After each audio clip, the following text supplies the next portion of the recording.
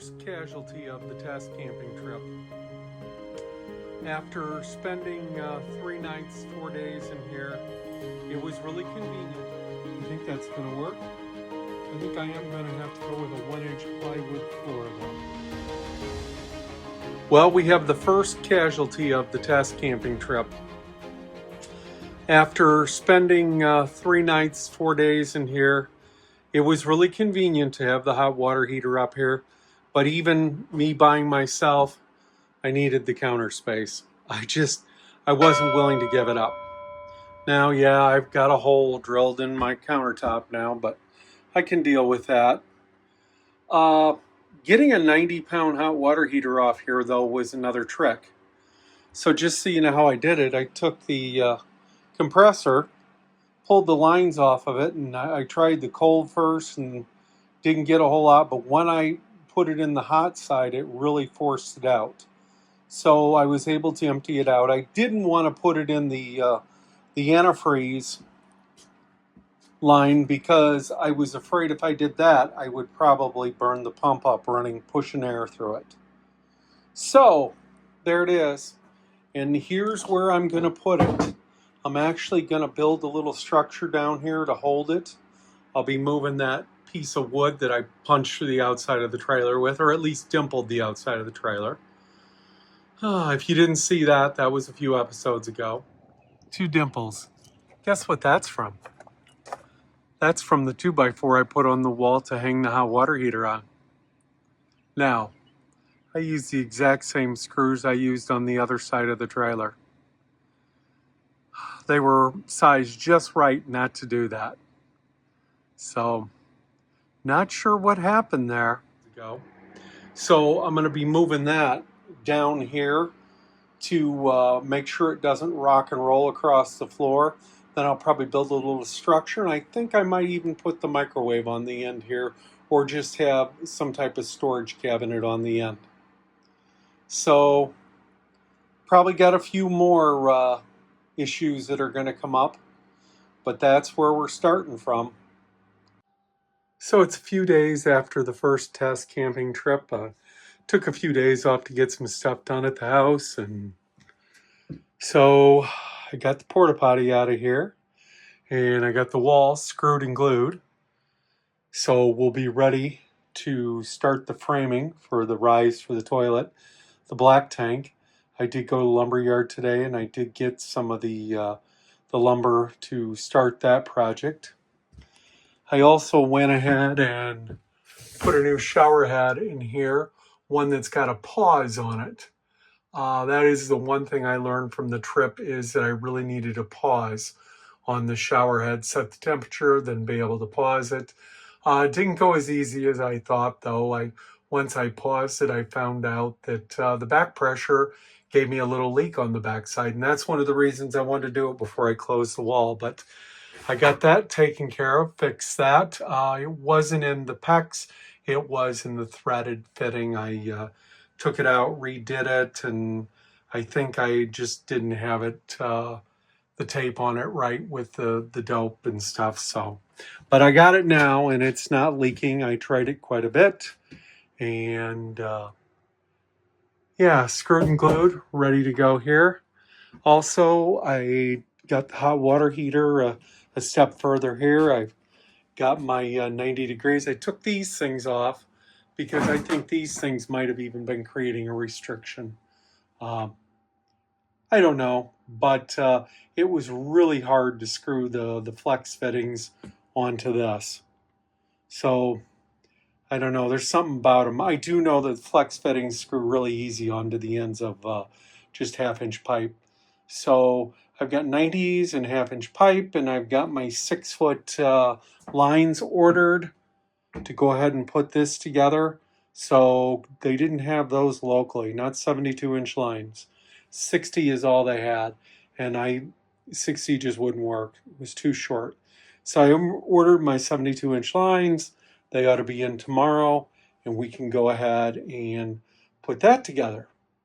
Also, I have You may see some big wire here and some fittings or some lugs and stuff for them. I have decided I am going to add a fourth battery. I've got that ordered. That ought to be in tomorrow. Looks to me like if I wouldn't have had sun, what little I did have, but if I wouldn't have had any, I would have very nearly depleted my battery bank. I didn't, of course, because I did have some sun, but with that being said, yeah, for me it's too important. I've got that BiPAP machine to run at night. The EcoFlow Delta Pros, they were down to 50%. So what I got going on today is I've got them connected to the solar panel system. There's enough sun out today. Yeah, I'm not taking anything out of the batteries right now. But I am putting about 200 watts into the Delta Pro. When I get it topped off, I'll probably connect the extra battery and I'll get it topped off.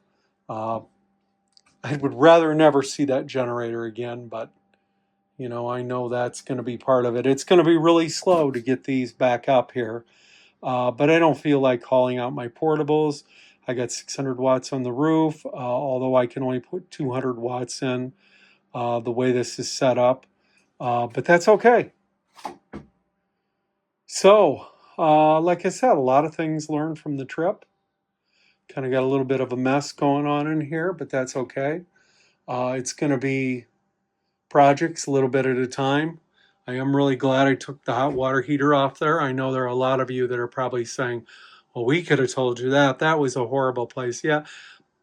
And I got to be honest, wasn't totally my idea, but it was suggested to me. And at the time I thought, you know what? That would make it easier. Because putting it under here was just not an option for me. You know, I might have hung it on the wall under here someplace, but again, I live in a cold environment in the winter. I've got to be able to empty this thing. Although the way I emptied it with the compressor worked pretty well, I got to tell you.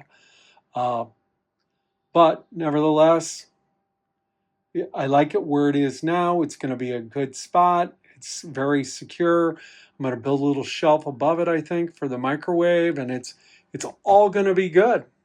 I'm really happy with what I've come up with. All right, so we've got the hot water heater moved down here, and it is hooked up. Got the hot and cold 90'd out, extended right inside the closed area, and then our flex lines go back to where we were originally connected. I filled it, pressure tested it, everything seems to be holding just fine. Also, I got the new safety valve hose put in and extended down through the floor, Lexelled off, strapped down. So we're all good to go there. Yeah, it takes up a little space, but definitely like it better up on the counter. Probably not one of my smartest moves on this project. So that is all taken care of. So I'm guessing tomorrow I will start the framing here for the black tank. And of course, I still got to figure out how I'm going to build the shelves back here and exactly what they're going to entail. But these shelves back here are going to be important to store towels and, you know, stuff you need in your bathroom and stuff you need going down the road, toilet paper, all that stuff. All right, I think that does it for today.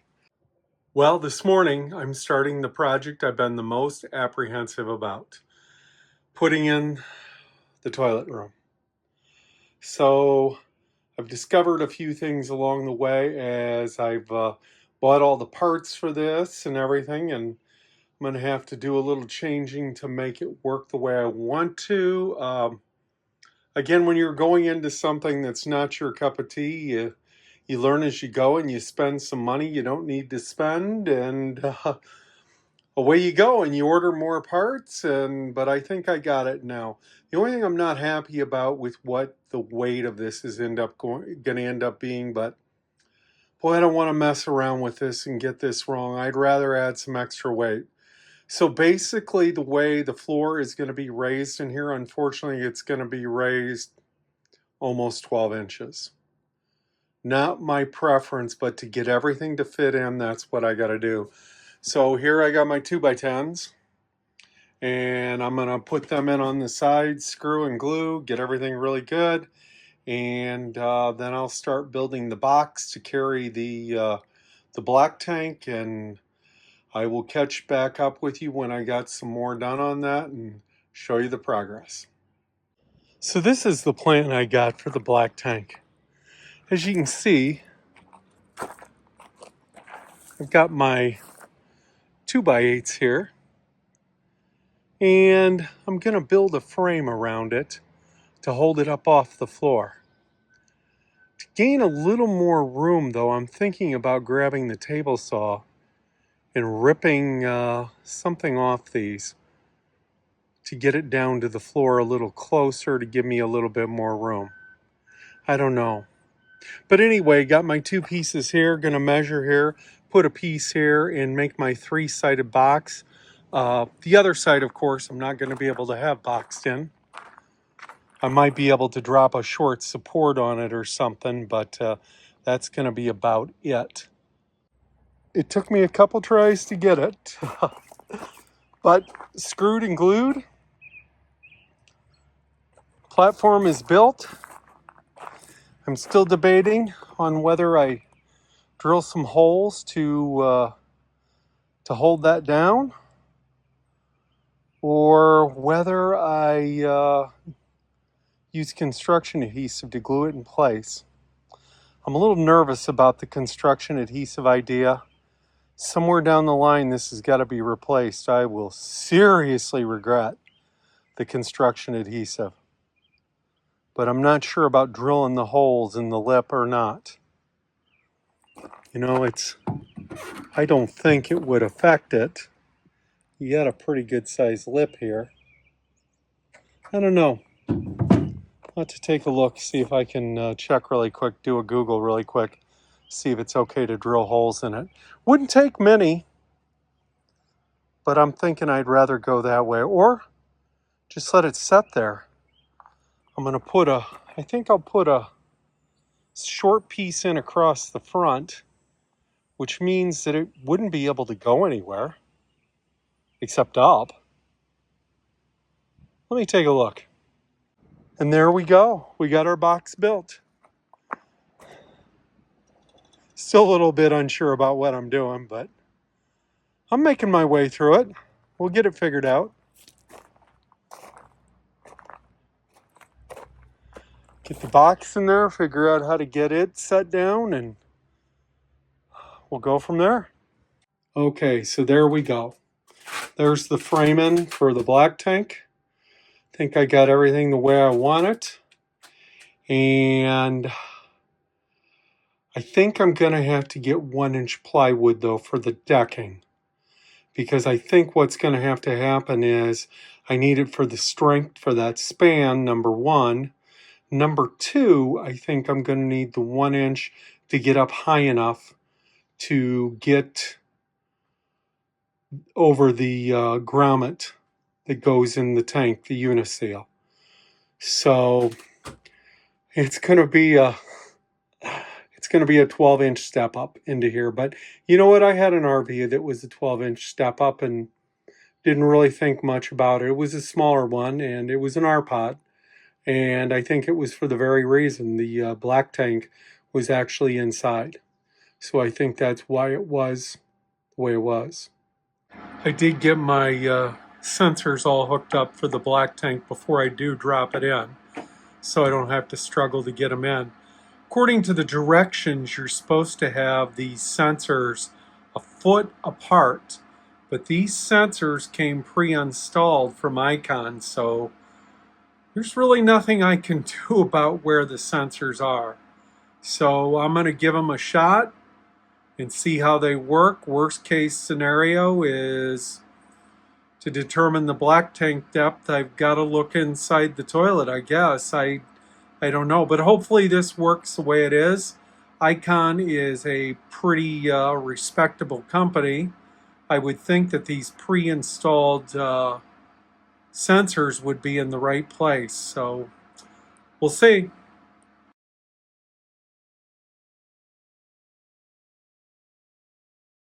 So this is the holding pattern we're going to be on for a little while. Because I found out, much to my disbelief, 1-inch plywood is not something lumber yards or big boxers stock. So I had to order a sheet at one of our local big boxes, Menards. $91 for a sheet of 1-inch plywood, BCX. So I do have that coming, and next week, and we'll be able to continue. You can see I did get the level sensor wires hooked up down here. I think I covered that in the last video. I could probably start the plumbing out here, which I probably will do. I can certainly go ahead without the 1-inch, but in my research I found out 24 inches is the max that you can go without support on 3/4 inch. I thought about doubling up half or half and 5/8, crossing it even different directions, and in the end I decided, no, I'm going to get the right thing. I'm going to get 1-inch, something that's laminated together and is going to have that strength. I don't want to do this more than once. In talking to the guys at an actual lumber yard, they said, yeah, the 1-inch would be adequate for carrying this load. So when that gets in, we'll be moving forward on that. This could be my Waterloo. I don't know. I don't think it's that bad, but I've just never installed an RV toilet like this from scratch. So doesn't look like it's that more complicated. And I've done dozens of residential toilets. There's nothing to those. I've even installed them in new construction where I was doing remodeling. So again, it's not complicated. It's just something I've never done before. It looks like I got an 11-inch setback, and I do know what that means, fortunately, for roughing a toilet. So we'll get started on this soon and see if we can figure this out. Doing some of the final dry fitting and figuring this out. And again, I know this is, for a lot of people, is not the optimum to have a black tank inside the RV, but I do not want it underneath, and I will deal with it the best I can. It will be vented. And then down here is where the magic happens, so to speak, that makes this installation so unique. Now, again, you will be able to service this or take it out if you have to. The 1-inch plywood deck that goes on here will be screwed in, so it will be removable. And then there will be a trap door from here over to here, piano hinged here, and it will flip up this way. That way you can get in here to pull your valves. So as you see, there's a 3-inch valve here for the black. Then there is an 1.5-inch valve here that's going to go through the wall and pick up the gray tank over here. So then it'll go down through the floor, an offset will roll over and get around the tire over there. Because as you can see right now, we're pretty much lined up with the wheel well. Well, the rolling offset serves two purposes. It not only gets it past the tire, but it lowers the elevation and corrects the pitch as we're going down. So that's the plan anyway, is to roll an offset out and take it down and over on the other side of the back tires. So once we get out there, then there will be another valve with a cap. So, the procedure will be you go ahead and you get hooked up outside and you open your valve outside, connecting your 3-inch hose or your macerator, Blue Boy, whatever you're dumping, or at a dump station. Then you come in here, you open up your 3-inch valve here, you flush your black tank, close when you're done. Everything out there is still open. Then you go ahead and flush your gray tank right there, and away you go, and you clean your line out and flush it out. So I think that's going to work just fine, and I think it accomplishes my goal of not having a black tank under the trailer, which was really top of my list. Now, Where it's at doesn't mean it's going to be a Four Seasons black tank. It still could be susceptible through the floor or through the outside wall to freezing, but a lot less susceptible to freezing than what it would be underneath, or as far as that goes, to damage underneath. These trailers are low. So unless you built a shield and everything underneath, you'd be susceptible to damage. And that's just one thing that I've had happen with an RV before. I fortunately didn't have the black tank damage, but I did have the gray tank and its discharge line pretty badly damaged on a trailer from road debris. And I don't want to repeat that. And even if I get my discharge line underneath damaged, God forbid, nothing's going to come out because it's stopped right here inside the trailer. All right, I think that about covers it. We will be starting to put this together here pretty soon. I've got the 1-inch plywood ordered because nobody, believe it or not, has 1-inch plywood.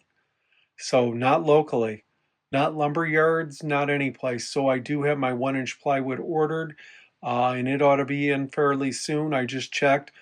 I got to buy a hole saw. All the hole saws I've got, dozens and dozens of hole saws.